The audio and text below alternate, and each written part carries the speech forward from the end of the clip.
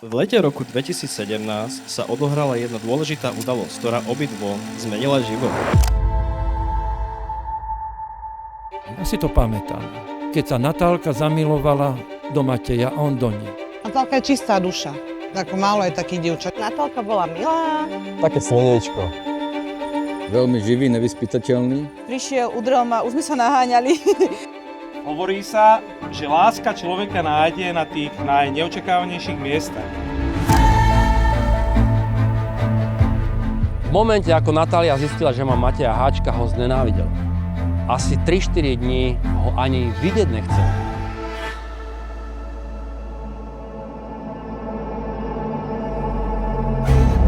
Sám život píše tie najkrajšie príbehy, ako sa títo dvaja zrazu nejakým spôsobom dali dokopy a skôr, než sme odišli domov, bol z nich neodlučiteľný pár.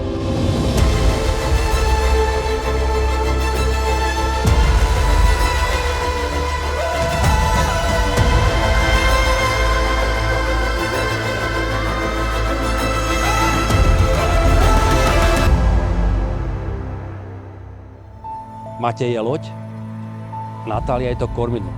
Spolu im to nádherne ide.